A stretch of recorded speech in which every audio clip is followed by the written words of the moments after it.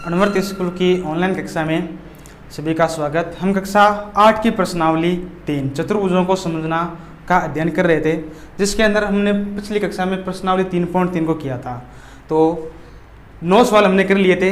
अगला 10वां सवाल हम देखते हैं। इसका हमें दे रखा है कि बताइए कि कैसे यह आकृति, ये जो आकृति दे रखी है यह एक समलंब है।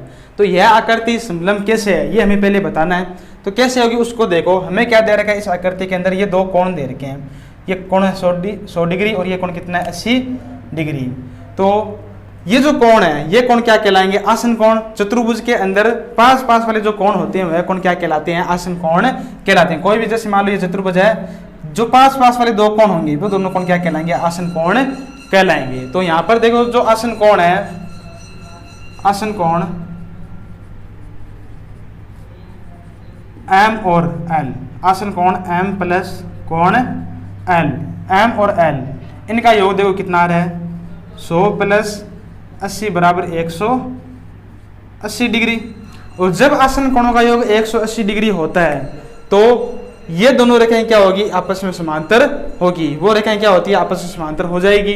तो हम क्या लिखेंगे यहाँ से कि अतः जो रेखा NM है, ये जो रेखा NM है ये किसके समांतर होगी, KL के क्या होगी, समांतर होगी।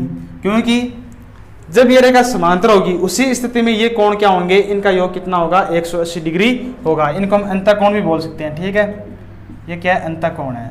दो समांतर रेखाओं को जब एक तीर रेखा इस प्रकार काटती है तो अंदर की ओर ये जो कोण बनते हैं ये कोण क्या कहलाते हैं, अंतःकोण। इसी प्रकार इधर भी दो कोण बनेंगे, इन दोनों को हम क्या बोलेंगे, अंतःकोण बोलेंगे। और अंतःकोणों का योग कितना होता है, 180 डिग्री होता है। कब होता है, जब ये दोनों रेखाएं समांतर है। हमें यहाँ पर ये कोण दे रखे हैं, इनका योग कितना है, 180 डिग्री है। तो अगर इनका योग 180 डिग्री है इसका मतलब ये दोनों रेखाएं क्या होगी, आपस में समांतर होगी। यानी चतुर्भुज के अंदर सम्मुख भुजाओं का एक जोड़ा क्या है, समांतर है।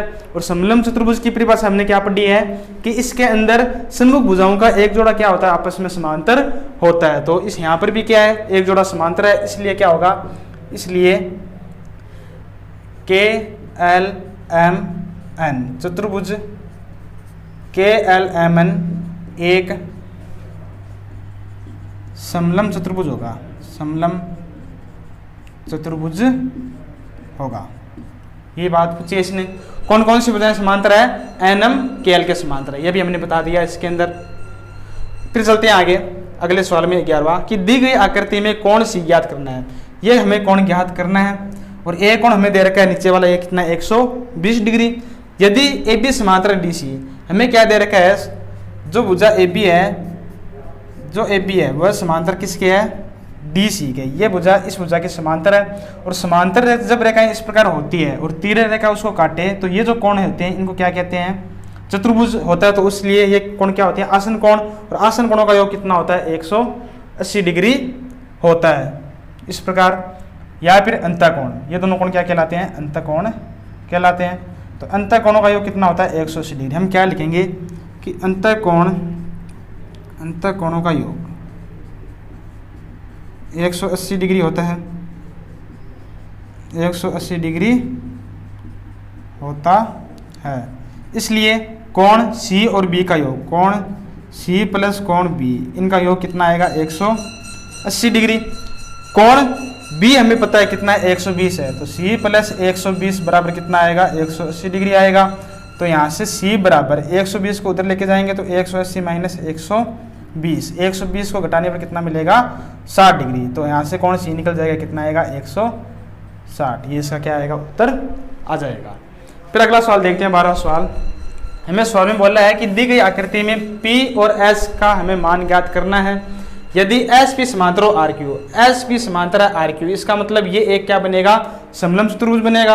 और समलंब चतुर्भुज के अंदर देखो ये एक कोण दे रखा है हमें 130, ये कितना है 90, ये चिन्ह किसका होता है, 90 डिग्री का। ये कोण कितना दे रखा है, हमें 90 डिग्री दे रखा है। तो हमें कोण P ये वाला और ये कोण S, इन दोनों कोणों को क्या करना है, ज्ञात करना है। और दिया हुआ क्या है हमें कि जो रेखा SP है वो समांतर है किसके, RQ।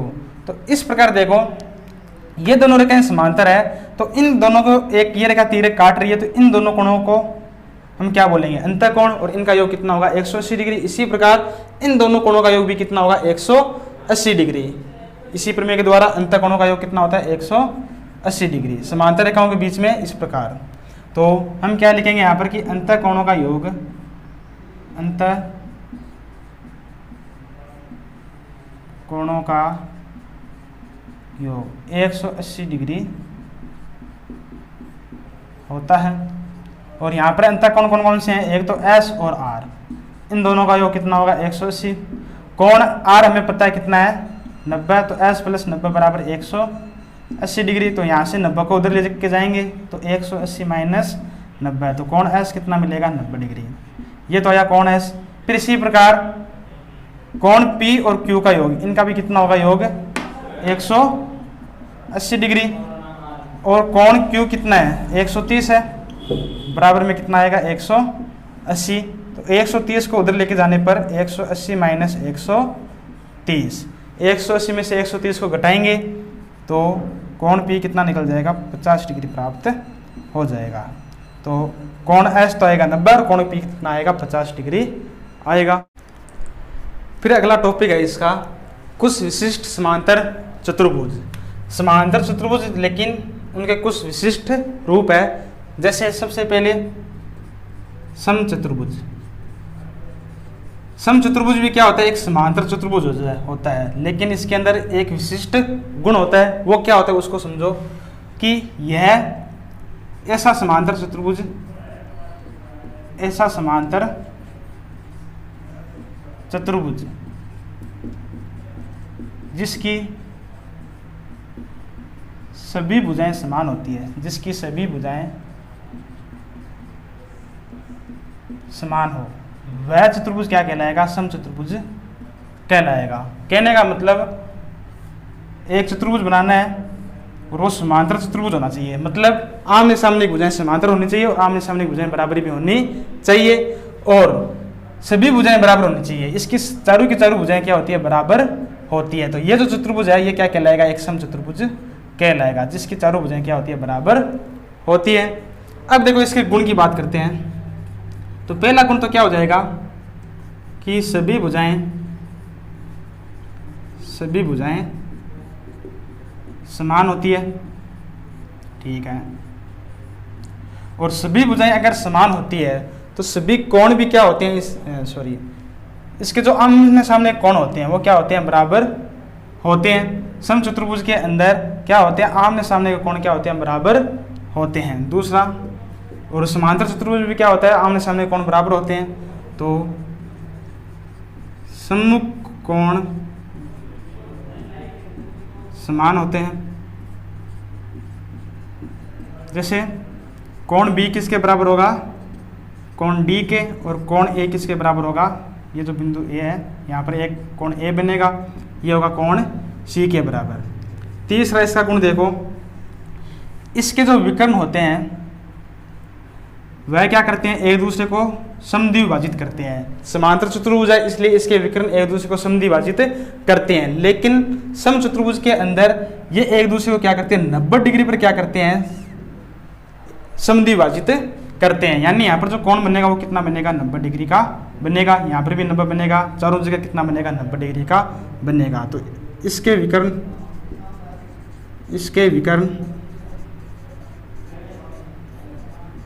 एक दूसरे को लंब यानी 90 डिग्री पर लंब समद्विभाजित करते हैं। ये बात आई समझ में। तो ये क्या होता है, एक समचतुर्भुज होता है, चारों भुजाएं बराबर, विकर्ण एक दूसरे को 90 डिग्री पर क्या करते हैं, प्रतिच्छेद करते हैं, और सम्मुख कोण क्या होते हैं, इसके बराबर होते हैं। ये बात आई समझ में। फिर अगला देखो, ये पहला। फिर 2 नंबर पे है आयत। सभी ने पढ़ा आयत, तो क्या होता है आयत, ऐसा समांतर चतुर्भुज, ऐसा समांतर चतुर्भुज जिसके सभी कोण 90 डिग्री यानी समकोण हो। अगर एक समांतर चतुर्भुज लें और उसके प्रत्येक कोण को हम क्या करते हैं 90 डिग्री का बना दें, तो वह क्या बन जाएगा, तो वह आयत कहलाएगा। अब देखो आकृति बनाए, तो इसका प्रत्येक कोण कितना होना चाहिए, 90 डिग्री होना चाहिए। ABCD एक आयत है जिसका प्रत्येक कोण 90 डिग्री है और समांतर चतुर्भुज है ये, इसलिए इसकी आमने सामने की भुजाएं भी क्या होती है, बराबर होती है।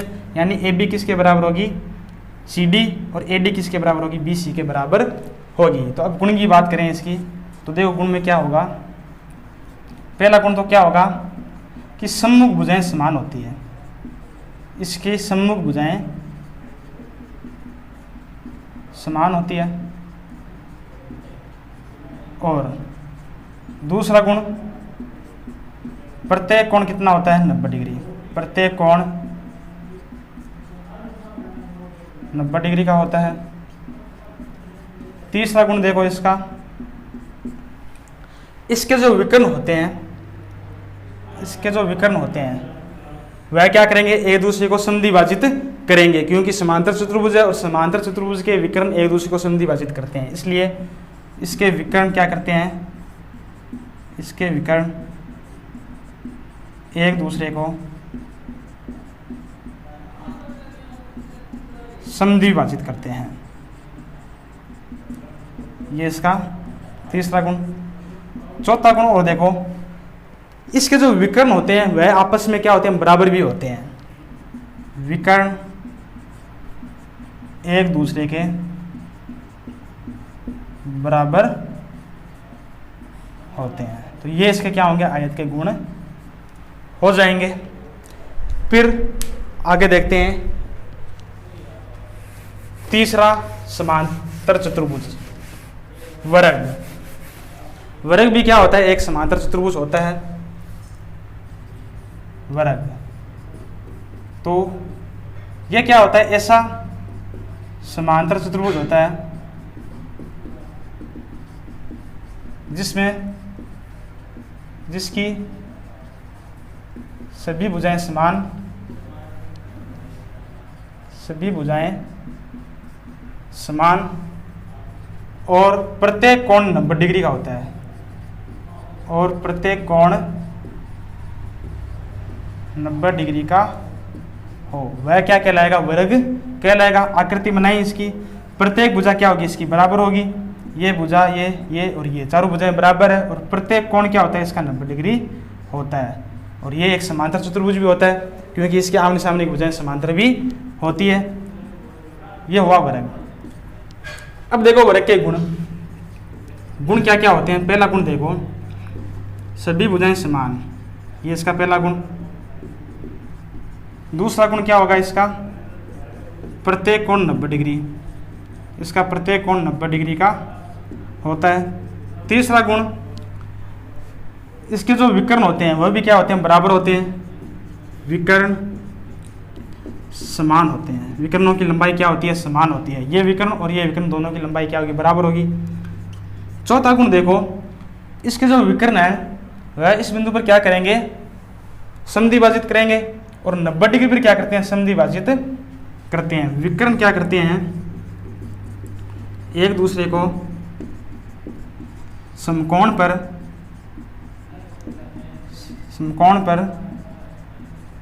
समद्विभाजित